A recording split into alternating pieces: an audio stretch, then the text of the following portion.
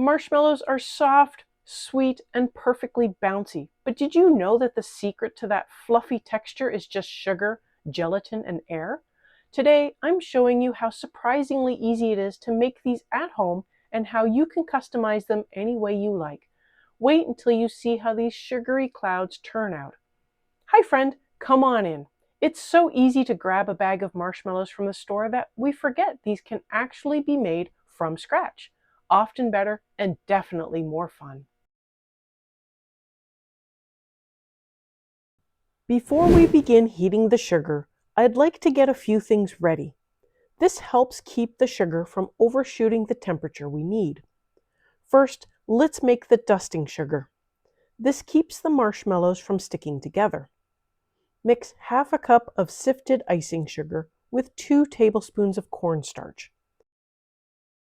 It makes a generous amount, but any leftovers can be saved for your next batch.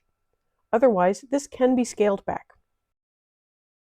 Next, I'm blooming my gelatin. In the mixing bowl, combine 7 teaspoons of unflavored gelatin with half a cup of water. I like to use bulk gelatin because it's easier to measure what I need. If you only have packets, that's fine.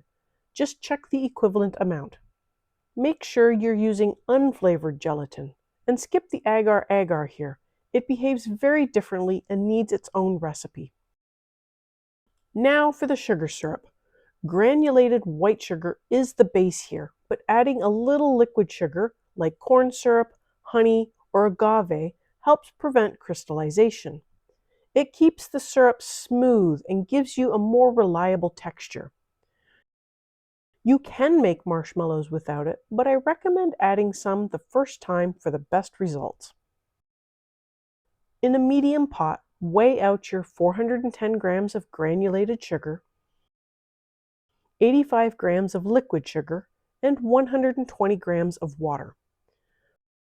Weight is more accurate than volume here, especially when working with candy and sticky syrups. I will have the volume measures down in the show notes. If you skip the liquid sugar, add 160 grams of water and use 500 grams of sugar to make up for it. Don't stir, just let everything sit as is. Set the pot over medium-high heat.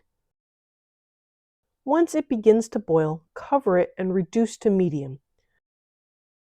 Let it steam for about 2 minutes. That trapped steam helps dissolve any sugar crystals, if there are any, on the sides of the pan so they don't cause recrystallization later. Not stirring helps prevent sugar crystals from even making it up the side of the pot. If you still happen to see crystals after that, either cover it again for another couple of minutes or use a pastry brush dipped in hot water to wash them down. Avoid silicone brushes. Natural bristles hold water better. Once the sugar is fully dissolved, attach a candy thermometer. You're looking for a temperature between 242 and 245 Fahrenheit, or 116 to 118 Celsius. That's the firm ball stage. If you don't have a thermometer, you can test it by dropping a bit into cold water. It should form a firm but flexible ball, like the texture of a soft, chewy caramel. When the syrup reaches the correct temperature, take it off the heat and let the bubbles settle. This helps it cool just enough so it won't damage the gelatin. Turn your mixer on low and carefully drizzle the hot syrup down the side of the bowl. Avoid pouring directly into the beaters. That's a great way to splash molten sugar, and we definitely don't want that. Pouring down the side cools it slightly and keeps everything smooth. Once it's all in, add a pinch of salt and increase the mixer to medium-high. Whip for 3 to 5 minutes until the mixture doubles in size. If it's still hot, go another 3 to 5 minutes longer on high. You want it thick, glossy, and filled with air. This is where that fluffy texture forms. Don't beat if the mixture has cooled, as that makes for a tougher texture instead of fluffy. While the marshmallows whip, prepare your pan. Butter or oil the inside, or line it with parchment and lightly grease it. The size of the pan will determine the marshmallow size. An 8x8 pan makes jumbo marshmallows.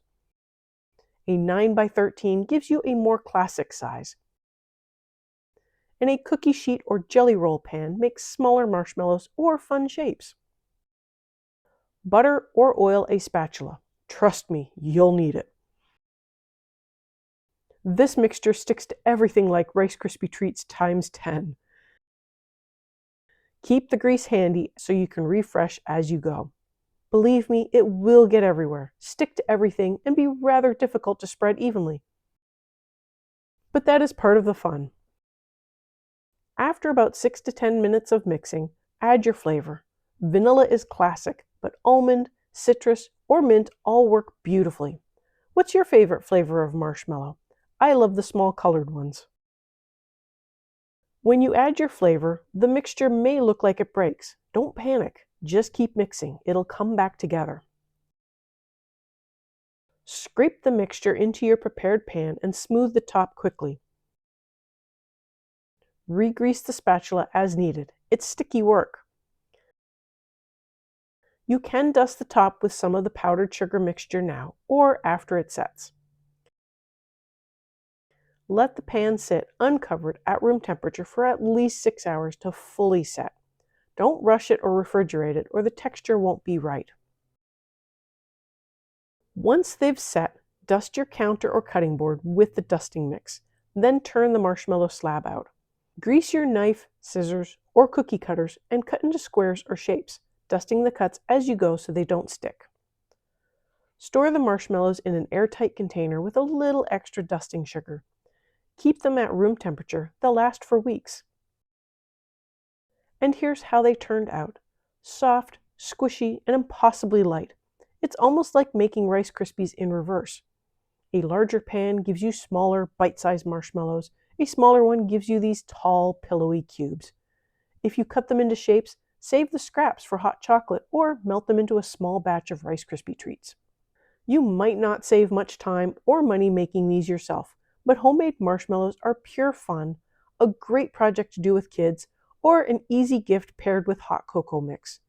You control the flavor, texture, and ingredients, and they taste worlds better than store-bought.